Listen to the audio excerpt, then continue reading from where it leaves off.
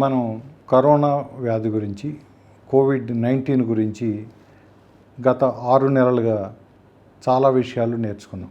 Covid అనే వ్యాధి virus వల్ల వచ్చిందని, ఇది ఒకరి నుంచి ఒకరికి పాక్కుంటూ ఇప్పుడు కమ్యూనిటీ లెవెల్ వరకు వెళ్ళినట్టుగా మనం గుర్తించాం. దీన్ని ఒకరి నుంచి ఒకరికి ఫర్దర్గా వెళ్ళకూడదంటే మనం చాలా జాగ్రత్తగా ఉండాలి.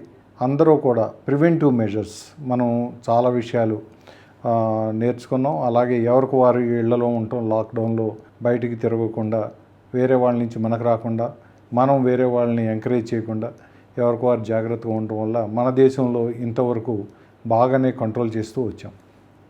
దీనిలో నేర్చుకున్న విషయాల్లో ఒకటి ఏంటంటే, ఈ వ్యాధి ఎంత ఫాస్ట్గా ఒకరి నుంచి ఒకరికి స్ప్రెడ్ అవుతుంది అన్నదాన్ని R0, R1 అలాగే ఎంతమందికి స్ప్రెడ్ చేయగలరు అంటే యావరేజ్గా ఒక్క పర్సన్ నుంచి 2.7 నుంచి 3.2 పర్సన్స్ వరకు స్ప్రెడ్ అవుతుందండి. అదే ఇతర viral diseases especially common flu కానీ ఇన్ఫ్లుయెంజా కానీ లెస్ దాన్ 1 or 1 పర్సన్స్కి స్ప్రెడ్ చేస్తారు. ఇక్కడ వచ్చేటప్పటికి ఎక్కువ మంది ఉంటుంది కాబట్టి దాన్ని తగ్గిందామని ఈ లాక్డౌన్లో మనం మినిమైజ్ చేసుకున్నాం. అలాగే ఫ్లూలో అయితే మామూలుగా సిమ్టమ్స్ వచ్చేటప్పటికి వాటిగా అవే either common cold, headache, sneezing, cough, body aches తోటి ఆగిపోతుంది. ఈ కోవిడ్-19లో extra symptom or extra problem ఏమొస్తుందంటే బ్రెత్లెస్నెస్, అంటే శరీరానికి కావాల్సిన ఆక్సిజన్ అందకపోవటం, లోయర్ రెస్పిరేటరీ ట్రాక్లో డ్యామేజ్ అవటం వల్ల ఆక్సిజన్ శరీరానికి సరిపోక ఐదర్ వెంటిలేటరీ సపోర్ట్ కానీ otherwise high flow oxygen, hyperbaric oxygen ఇవ్వటం అనేది ఒక ప్రత్యేకమైన చికిత్సా విధానం. అలాగే ఎవరైతే పేషెంట్స్ రికవర్ అయ్యారో వాళ్ళ దగ్గర నుంచి తీసుకున్న ప్లాజ్మాని పేషెంట్స్కి ఎక్కించడం ద్వారా శరీరంలో ప్రొడ్యూస్ అయ్యే సైటోకైన్స్ని న్యూట్రలైజ్ చేసి యాంటీబాడీస్ని ఇవ్వటం వల్ల ఫర్దర్ డ్యామేజ్ అవ్వకుండా వైరస్ని నిర్మూలన చేయటం, అలాగే టాక్సిన్స్ని బాడీ నుంచి ఐదర్ డయాలసిస్ వల్ల కానీ వేరే పద్ధతిలో నిర్మూలన చేయటం వల్ల పేషెంట్ రికవరీ చాలా బాగుంటుంది. అలాగే యాంటీబయాటిక్స్ అవసరమా?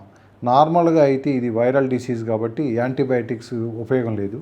కానీ ఎప్పుడైతే పేషెంట్ సెప్టిసిమియాకి వెళ్ళి లంగ్ ఇన్ఫెక్షన్స్, వేరే ఇన్ఫెక్షన్స్ వచ్చినప్పుడు దానికి సంబంధించిన యాంటీబయాటిక్స్ తప్పనిసరిగా ఇస్తాం. దీనిలో ముఖ్యంగా చేయవలసింది ఏంటంటే టెస్టింగ్ ప్రధానంగా ర్యాపిడ్ టెస్టింగ్ అని చెప్పి యాంటీజెన్స్ని అలాగే యాంటీబాడీస్ని డిటెక్ట్ చేయడం వల్ల మనం టెస్ట్ చేస్తాం. ఇప్పుడు RT-PCR ద్వారా RNAకి సంబంధించిన కెమికల్స్ని గుర్తుంచుకుని దాన్ని టెస్టింగ్ చేయటం వల్ల మనం డెఫినెట్ రిజల్ట్ వస్తుంది. ఇప్పుడు కొత్తగా ఏమొచ్చిందంటే TrueNAT టెస్ట్, అంటే సర్ఫేస్ మీద ఉండే మెంబ్రెన్కి సంబంధించిన యాంటీజెన్ అలాగే RNAకి సంబంధించిన RD అండ్ RPని డిటెక్ట్ చేయటం వల్ల డెఫినెట్గా ఉందా లేదా అన్నది నిర్ధారణ చేయొచ్చు. అలాగే 1 అవర్లో రిపోర్ట్ కూడా వస్తుంది. ఈ ప్రివెంటివ్ మెజర్స్ అన్నది మోస్ట్ ఇంపార్టెంట్. అలాగే ట్రీట్మెంట్లో మనం చేయవలసినవి వల్ల బాడీ ఇమ్యూనిటీని పెంచడం ఒకటి ఇంపార్టెంట్. బాడీ ఇమ్యూనిటీతో పాటు ఫిజికల్ ఎక్సర్సైజు, డైట్, అలాగే పర్సన్స్ ఎవరైతే ట్రీట్మెంట్ ఆస్పెక్ట్స్లో ఇన్వాల్వ్ అయ్యారో వాళ్ళకి హైడ్రాక్సీక్లోరోక్విన్, అలాగే బాడీ ఇమ్యూనిటీ పెంచడం కోసం ఏమైనా అవసరం అనుకుంటే ఫర్దర్ ట్రీట్మెంట్కి ఐసోలేషన్ కానీ ICU కేర్, ఇవన్నీ కూడా డిపెండ్స్ ఆన్ ఇంటెన్సిటీ ఆఫ్ డిసీజ్ని బట్టి ట్రీట్మెంట్ని నిర్ధారణ చేస్తాం. కోవిడ్-19లో మనం ఇంకా గమనించిన విషయాలు ఏంటంటే, ఊపిరితిత్తుల్లో న్యూమోనియా వస్తుందని చెప్పి మొట్టమొదటిసారి అనుకున్నాం.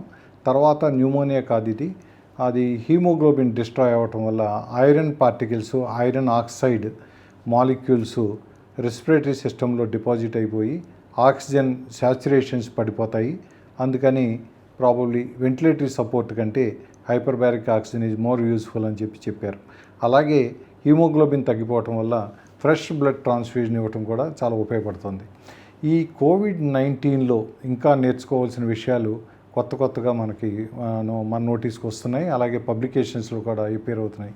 ఏంటంటే ఈ ఆర్గాన్స్ ఏవైతే ఎఫెక్ట్ అయినాయో అంటే రెస్పిరేటరీ సిస్టమ్ అవ్వచ్చు, హార్ట్ అవ్వచ్చు, కిడ్నీసు, అలాగే మస్కులార్ డిస్ట్రోఫీసు, బ్రెయిన్, ఐస్ కూడా ఎఫెక్ట్ అవుతున్నాయని.